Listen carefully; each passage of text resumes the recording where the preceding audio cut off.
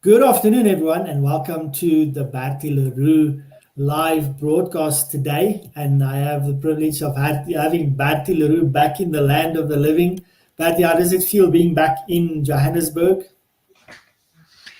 Um, uh, First of all, good day to everyone out there. And yeah, it's nice to be back up here in the north to a known and a comfortable environment where you have all your equipment all set up.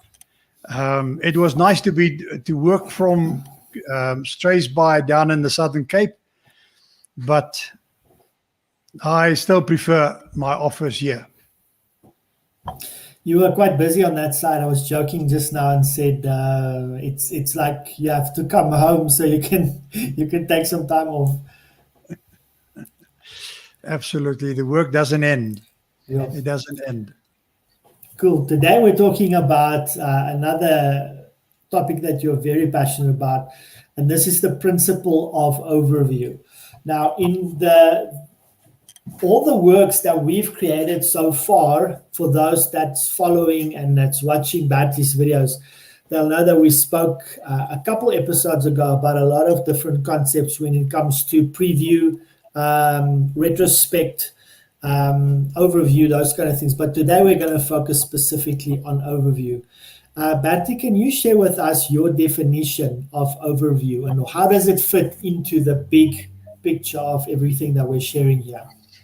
Yeah, I think I would prefer to discuss it in how it fits into the bigger picture rather Yes. than just trying to get a definition of what I see as an overview.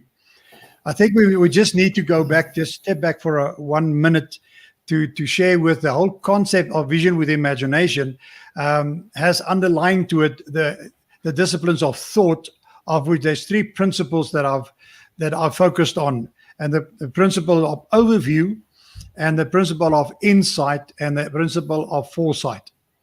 Now, for those that's watching and wish to know more immediately today, they can go to my website later on and bertieleroux.com, and you can get access to presentations I've made on the subject and taken and discussed all three of the elements simultaneously, because the view was on a vision with imagination. But when I look at overview, that is the concept and the principle that is key to finding and defining your vision. And again, I wish to state that when I tried to find a definition for vision, I could not find one. So I created one. And my creation of a vision it's an imagined reflection of your perceived future, meaning that a vision, the way I see it, is almost an end state. It's a bigger picture of the whole. It's just not interim little steps. Even a dream could form part of your overall vision, where you're going towards. Okay, and goals we defined as the short-term steps on the way to creating and to living and achieving your vision, your perceived future. So that's important that we realize that. But in creating your vision, overview becomes the most important principle to address. Because the problem that most of us, if not all of us, has, whenever we think of anything in the future, it doesn't matter if we think, whatever we think about, which is nice and creative and growth and whatever, we take that thought from where we grounded at the moment, in a state where we are at the moment, which is full of worry and fear and doubt, because that's where it resides. That state. So we unfortunately have always a lot of doubt about ourselves, because the way we view ourselves, which is covered under insight, because there we go deep into your core to define the real and true you, so we can start building you up from who you really are, and not what other people have said to you. But here in the concept of overview, the problem is that we are we are confronted with the positive things as well. But the positive things is, once again, is built on where we grounded, where we're comfortable. And the moment I talk about overview with the principle of defining a greater vision for yourself, that means I need to take you away from where you're so-called comfortable, put you into a state of almost discomfort or uncomfortableness, in a state where your consciousness is less and your subconsciousness is more. So the concept of overview, therefore, is I take you away from where at the moment. So the concept is you must move yourself into space. Take yourself away from here. You're getting weightless from everything that's holding you back and is keeping you back in life. You go up there in space. You're amongst the stars, and that is where there no timelines, no processes, and systems is impeding your freedom of thinking, of thought. So, long definition for a short question, Ivan. Good. I want to ask this question. When I look at this, because we're going to go into bird's eye view in a moment, but when we're talking about overview, as you've explained it now, is this, when I have this overview, do I look at things as if they are, as they are right now, or do I look at things as what they're going to be? You are thinking of things that's going to be, because you are going to create an imagined future for yourself now. And the moment you can move into a state of imagination, it means you can perceive things, and your subconscious mind start playing a role. So that is important in that thinking. So I'm not thinking from where, I say again, I'm not planning and structuring from where I'm grounded. It sounds ridiculous that you say, listen, but my vision is a projection of where I'm at, where I'm going to. I've grown up, I've educated myself, I'm a learned person, I've got degrees, qualifications, experience, skills. I need to take all of that with me into the future. Absolutely correct. That's part of your conscious mind. So if you think with your conscious mind, you always checking yourself, because there's constant checks and balances, and we don't want you there. We want innovative viewpoints. We want perceptions to arise to the fore. So yes, it will take you there, because at the end of the day, your thinking preference will take you in a certain direction, which is probably to a certain extent where you've come from. But in creating this vision, we are focusing. So we're focusing because we are almost redefining our purpose in life, because this purpose of life will have as an end state a clear vision that you want to achieve. So it's not that we throw away who we are. I'm not creating a new person. I'm creating a new mindset. I'm creating new beliefs that you're going to follow going forward. I'm looking back and I see that's where I am. And I can be full of gratitude and appreciation for what I've done in the past. But that is all. I say thank you. But now I turn around and I'm saying, I'm focusing now where I'm going. Awesome. Robert Allen Black just left a comment. He says, going to be what you want to be and be who you believe you can become that. Thank you, Robert. We appreciate your contribution there. Batty, when we're talking about overview, often you talk about developing bird's eye view thinking. Can you explain to us the concept of bird's eye views and bird's eye view thinking as it relates to overview that we're discussing today?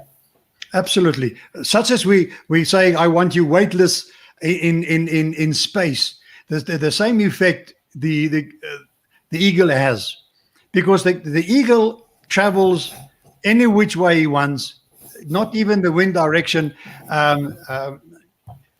forces him to make certain decisions in his day. No mountain, no treetop is too high for him, because the eagle lives above that, and that is where we must be at. So when I'm grounded down here, my limitations is not necessarily just the walls of my office. It's the horizon, my immediate horizon, and beyond that. If there's a cliff or a mountain in front of me, or a forest, that seems to me the limit of my vision in terms of where I can go and where I'm at. So I'm limited by that. Whilst the eagle that flies in the sky it's limitless in what he can do and want to do. And that's where I want your thinking to be. So you elevate it from out here in Centurion, out in Gauteng, out in South Africa, and the world, the globe. That is where you must start looking. Because if you are just looking out here in Centurion, you are again limiting yourself, because that's where you're grounded. And the whole concept of overview is to move away from that. Exactly what Robert was alluding to. We can't and should not limit ourselves in our thoughts, because the moment we are limiting ourselves in our thoughts, we cannot go and start think like a beyonder. Just be in other words, limited by man-made obstructions, and even God-made obstructions, which we would see as mountains.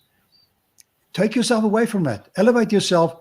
Be the eagle. Look at everything, the past and the future, and combine that and see the bigger picture. Then you can make bigger decisions, because it's all up here in any event. You've got the ability to go beyond where you're at the moment. Robert asks, do each one's thinking preference create separate futures or interpretations of future? An interpretation of a future is a perception of the future. And part of my definition is a perceived future I'm creating. It's what's in my mind that I want to create. But let me just take one step back. Part of overview, before we start talking about the more specifics, part of overview is the thankfulness of the uniqueness of the individual, that we can be in awe of what we are able to do, and that we've been created unique, and be thankful for that. Thankful for being alive, thankful for being born unique and being gifted, to be humble and in gratitude. All of that come together so that we can say thanks to universe for me being able and capable of elevating myself from beyond where I'm at, and start looking at a perceived future, an imagined perceived future that I believe that is possible, that I can achieve. And that's why, Ivan, at the end of the day, my perceptions becomes my fact. And that's a fact in life. Everybody's perceptions becomes their fact. So don't look for other people's facts and base your decisions on their facts, because their facts might just be their perceptions too. And you might have different perceptions. So school your thoughts on your personal perceptions. I just want to add something on gratitude. Those that listening and watching might not know this, but the chances of you being born is 1 in 400 trillion. So each one of us is very unique, and definitely when we start looking at purpose and why we were born, we got to understand that the chances of you being born is 1 in 400 trillion. So there's got to be something on, and that gratitude plays a big part of that. But so my vision or my view as I have this overview, does it influence our thinking because it inspires us, or where does that come from? Where does that lead to? And the reason I'm asking that is because I assume that in this framework, thinking would influence your future as well? I think one of the starting points need to be a motivation, a wish to, and a dream to change my current situation, because I know I can be better. I know I can be different. I know I can do more. That's a conscious decision we need to make. And the challenge that most of us have is that, where do I start? And it's a conscious decision. I start where I'm at the moment, quite correct, because I'm who and what I am in terms of the giftedness that I've received from God, being unique. And sometimes we don't even know that. We have not lived a full life yet, most of us, because we don't know really who we are and what we're capable of. Once we've reached that realization and saying, I can do better, all of a sudden you start looking different at life. It's often that happens in life, and this whole pandemic brought a lot to the fore, where people wanted to and always dreamt of, my apologies, to start their own business, to do their own thing. And they were fearful of doing that because there's so many responsibilities and that they have, that they couldn't make their decisions. They looked back and said, listen, I simply cannot take the risk. Comes COVID, and a lot of people have lost their jobs. Senior people, junior people. And all of a sudden, they were forced into making that decision to start that business. And it's flourishing. So it's unfortunately that this pandemic needed to kickstart you into achieving part of your dreams and start living your dreams. But we are that gifted. We just need to take that first step, and it's difficult, probably more difficult even the older you get, the more responsibilities and accountabilities you carry, and not just your own, everybody else that's dependent on you. So it is a challenge that we need to take cognizance of in making that decision going forward. But there's no doubt you can when you make a decision. So you need to be motivated. And once you're motivated and you start going into this thinking process, and sometimes people is not able and capable of doing that because they can't dream big enough. They just, where they can reach. They know I'm in control. So that's where their comfort lies. And what we need to do is we must take them where they're uncomfortable, where they're totally out of their depth. They must feel they're drowning. If you can drown yourself in space. But you need to get there. And companies that I've worked with that bought into the concept of creating a vision with imagination has seen the benefits. But at first, they were extremely uncomfortable. Because how do you think where you've never been? How can you feel an experience where nobody has ever been? It's very difficult. But all you need to do is unconsciously create the environment where you're going to think and where you're going to build your future on. And from that uncomfortableness, you start creating new sets of thoughts, and all of a sudden, that new puzzle of yours, the pieces fall in place, and you start getting a vision, a clearer vision of where you're going, because you all of a sudden have taken all those pieces together, all the uncertainties, the bad things you've thrown away, you've carried forward what you want to and what you like, and it start giving you a view and a concept, an idea at this stage of where you might find your vision, your future. Okay, let's break up. Can you break up for me these three concepts? Goal versus dream versus vision. Goal versus dream with a vision. Like I said, goals are interim steps. They've got it's short term, they've got defined end states, and they are most of the time, and hopefully if in the same direction, stepping stones towards you getting to your vision. Now, a dream could be a vision, and a vision could be a dream. If you think later enough, it can be the same. But also dreams could be also short-sighted in terms of where I would like to see myself in 5 years or 10 years and whatever. But the vision is much further than that. But and as I said before, the problem with a vision and understanding of a vision, that it doesn't have a date, it doesn't have an end state. I don't believe it has, because you are creating your own vision. So you're creating your own perceived future, but it's not an end state. It's not. I use snakes and ladders. It's not when you get to the block number 100 that you've achieved your defined vision. In other words, your end state. No. You will know when you get there that you've achieved a vision of yours, because you may have more than one vision.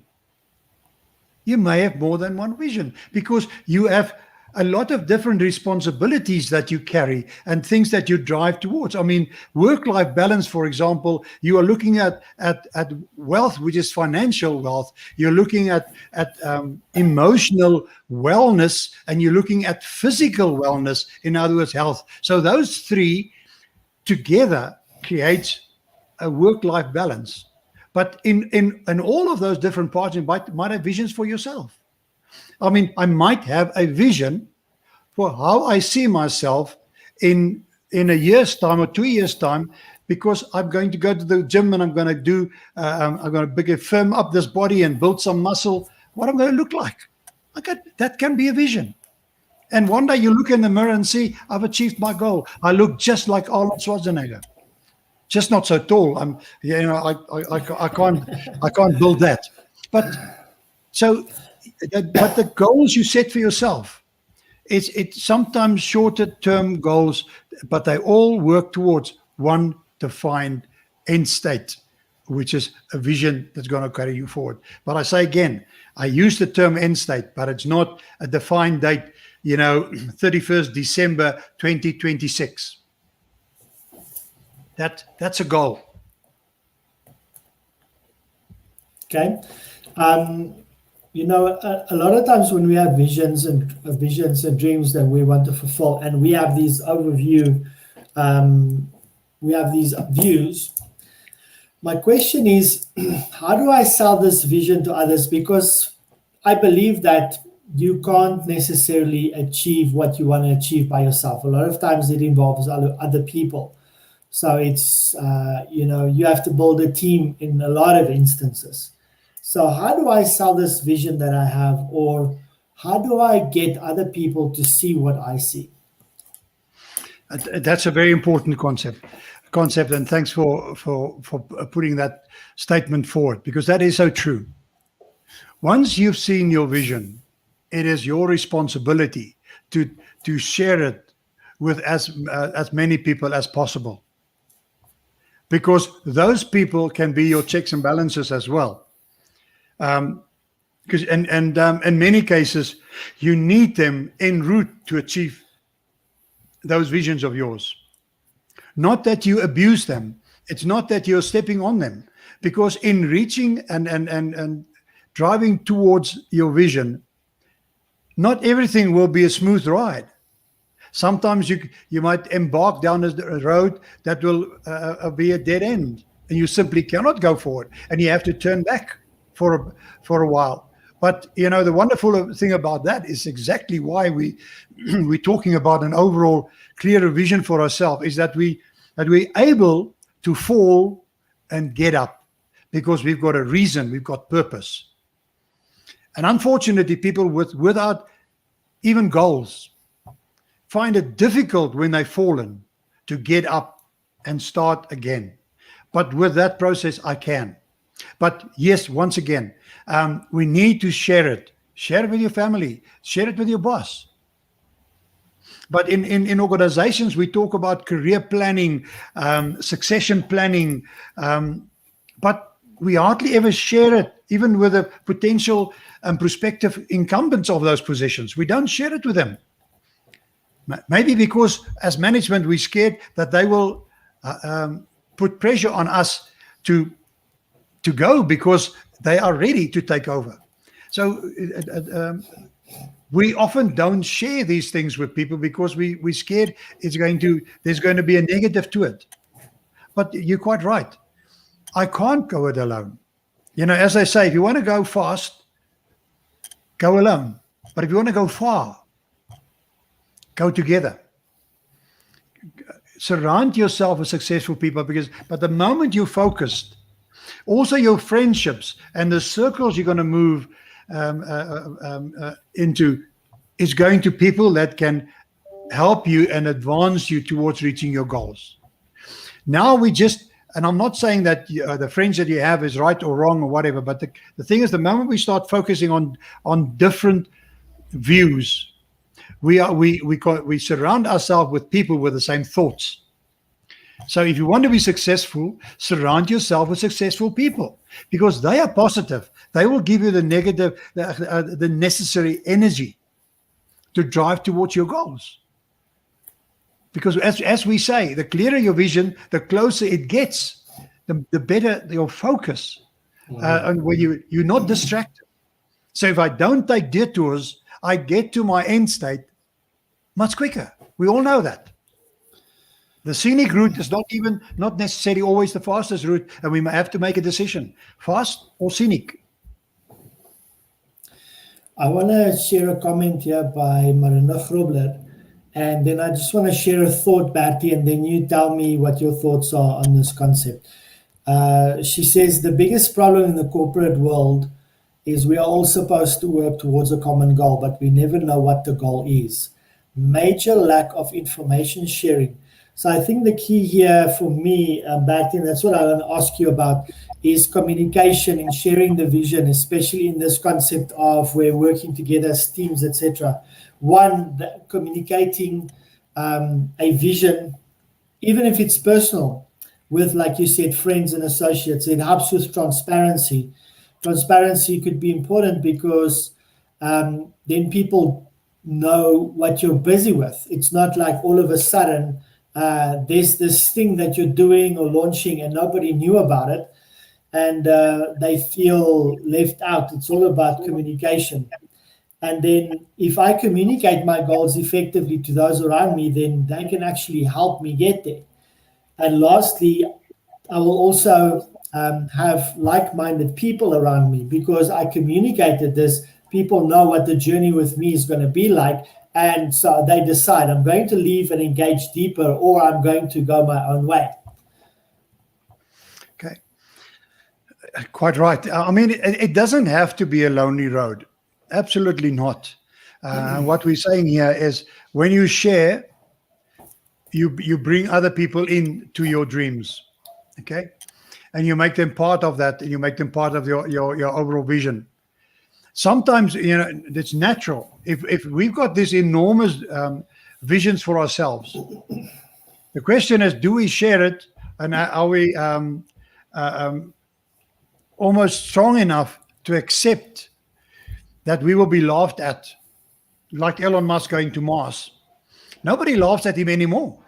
At first, I thought he was a joker. Even at school, he started making those comments. At that stage, people thought it's a joke. They don't think it's a joke anymore. So yes, sometimes you tend to keep those things to yourself because you know people will frown at you or they will laugh at you. Okay, so your visions is not there to share sometimes. And you feel, but you should be so positive about the ability that you have to create your vision that you can share it with it and accept the laughter, to be laughed at, to be frowned at. What Marinda was alluding to, it's a great challenge in organizations because normally we go through this whole process of visions and missions, SWOT analysis, and everything like that. That's why I believe we should park that. We must take that aside and say it's part of the past. Create a vision with imagination for the organization and share it with everybody.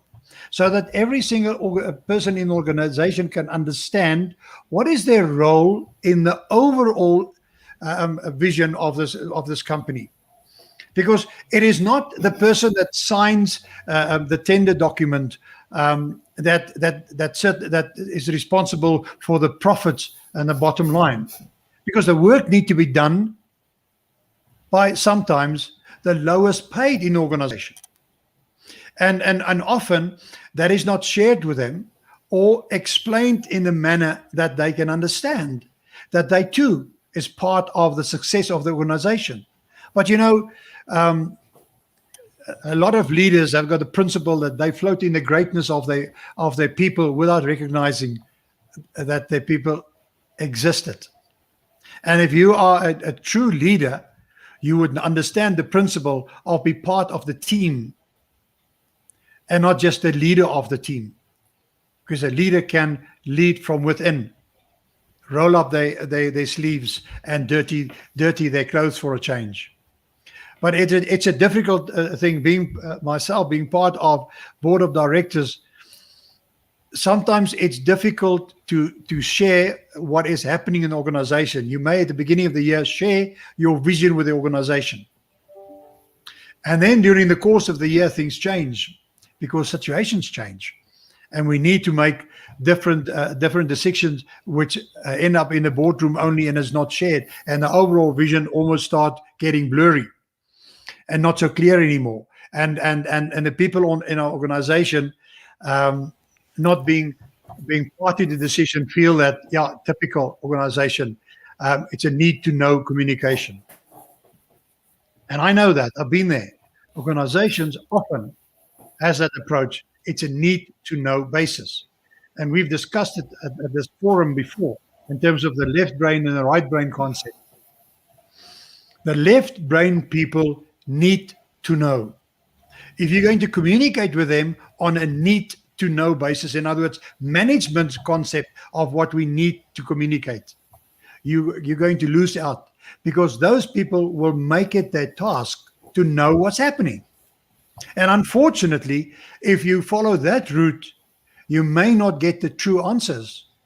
And people are then making deductions on where the organization is going and what their role is in organization based on hearsay, because that's all they can get. Management has kept it close to the chest. And we should learn that we are a team, and we should communicate with our team, make certain they all understand the good, the bad, and the ugly of what happens in the boardroom, what's impact on everybody in the organization. So, but that's not easy. That's not easy. And it would never come easy for management, because they believe they carry the can. They don't want to put undue burden on the staff. But what they don't know is that the staff needs to know. They want to know. They want to care and want to share the burden that the organization is carrying. I want to flip it on its head a little bit and ask this question, that there's this concept of the montage. Montage is when someone goes, it's actually an editing term. So I would take a period of time and I would edit it so it shows the progression of a person's life, etc. What's the value of going away and developing into what you need to be for you to return back on the scene and being able to do what needs to be done at that point to fulfill your vision? Yeah. Let me put it this way and answer this way. It's quite a tough question. But the way I would approach that is that people don't really know what they're capable of. And once again, that's part of what we will discuss in Insight. People don't really know what they're capable of. And what they are capable of by their own personal definition is what other people are told them they are capable of. But the only way really to get to know who you are is to spend time with yourself. And maybe that time is what you need to spend with yourself away from the here and now. Those things that we shared, that we want to get away when we think about overview, the whole concept of the worries and the fears and the doubt that resides here in me. Because that's what other people has instilled in me, and I started to believe them, and I started to live that. So when I can get myself away and I start moving, and that's where meditation and all those kind of things that the guys are doing nowadays, spending more time with myself, more me time, where I think, it's often said that management, and especially senior management and leadership, should spend more time just with themselves, quiet time, me time, so that they can think constructively again, and not being just thinking from problems and challenges. And that is what you're alluding to, I think, is that I can just take myself to the side, take myself out of the rat race for a while, get to know myself, understand who I am, and then out of that defines who I am and where I should be and where I should be going, because that is my unique gifts that I must build my future on, because that's why I was created, and build my future and then come into the stream. But then I'm focused on who I am and where I want to go. Nobody else is going to tell me who I am. I know who I am. I'm now focused. I've put my passion and my purpose in line and in sync. And out of that, I'll create my prosperity. And my prosperity, I will get out of living my vision. Patty, can we get practical with this one concept? We were talking earlier about,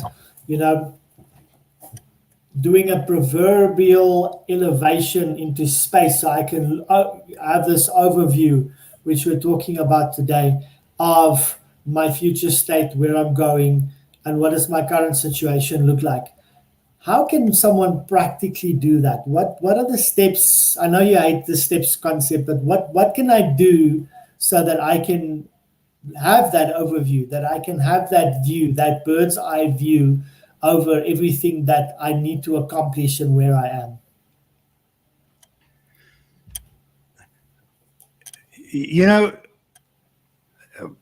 In the sport environment, it is easy to explain to people that there is an end state in terms of what I put in.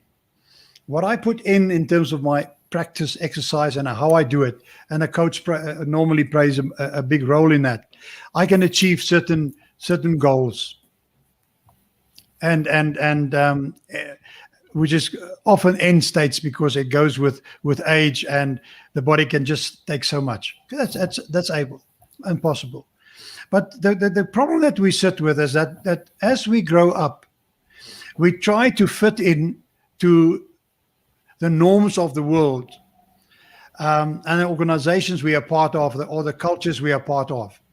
And I'm not for 1 minute saying that anybody is right or more right or less right than others. That is what we brought up, and we're part of that community, and we fit in, we almost boxed in. And the school system, the same, create generalists instead of allowing us to become ourselves in terms of specialists. So we unfortunately boxed in that way.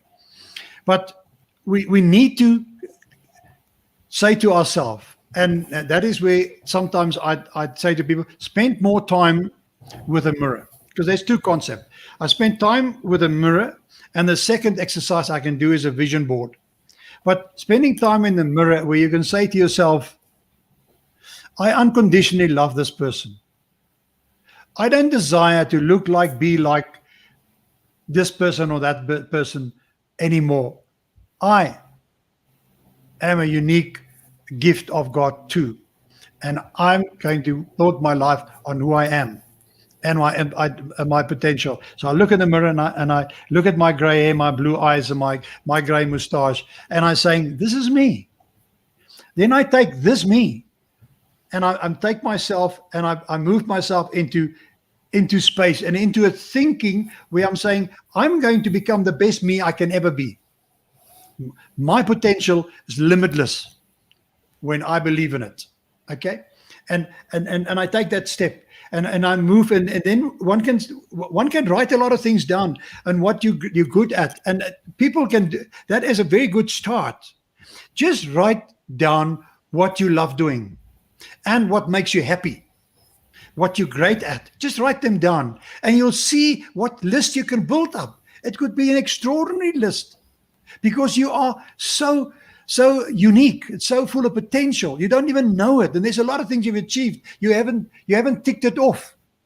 And I'm not talking about the bucket list. I'm talking about you. And then you take on the other side, just as a byway, and say, listen, things you don't like and things that you weren't so successful with and that you didn't achieve, and you're saying it's just a little list like this.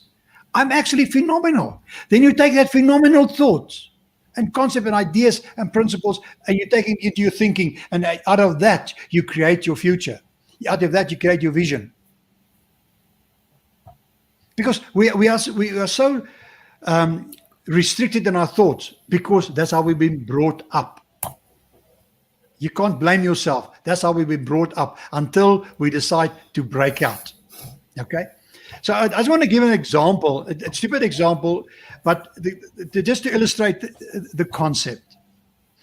If you tell me that you want to be the best baker of bread in the southern suburbs, you've got in mind that you are a unique baker and that you are good because you know it. You want to be the best baker in the southern suburbs of your city and your town, whatever. Then my question to you is, why, if you so believe in your abilities as a baker, do you limit your view to the southern suburbs? Why not to the whole town? Why not to the whole city? Why don't you expose your unique bread to more people? And if you can't bake so many breads in your own little bakery, you franchise or you get new ones and you bake more bread. But in that thinking, why just bread, my friend? Why not bread rolls? Why not cakes? Why not wedding cakes? But the moment you start saying, I want to be the best baker in the southern suburbs, here in Centurion, that's limiting beliefs. Elevate yourself, take the bird's eye view of the eagle and look at your immediate surroundings from higher and higher and higher, and you will see your view, it's much greater. Make that your future, make that your market. That is vision with imagination. And if you believe in your abilities as a baker, why not be the best baker of baked produce in your city? And if you achieved it in your city, why can't you be it in a province? Why can you be not be in your country?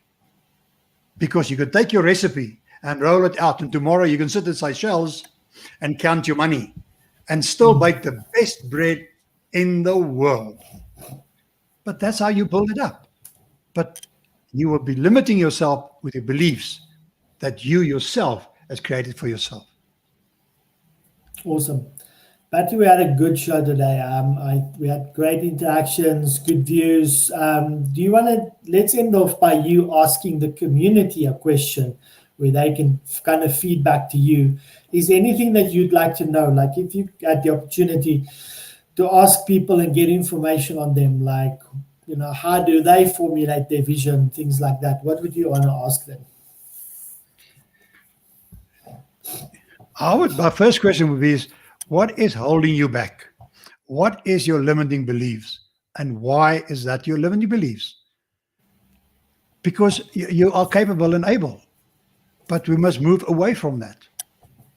So my question would be, first question would be, what is your limiting beliefs that's holding you back? So there's the question by Bertie today is what is the thing that's holding you back? What is your thinking process like that you believe that you can't do something or that's holding you back? That's it for today's show. Very successful. Thank you everybody that participated in the comments. Shout out to Marina Grobler, Sizwe, Makoba. Thank you for participating there. Sizwe, I appreciate it. Robert Black, also a great session today. Thank you so much, Bertie, for spending time with me today.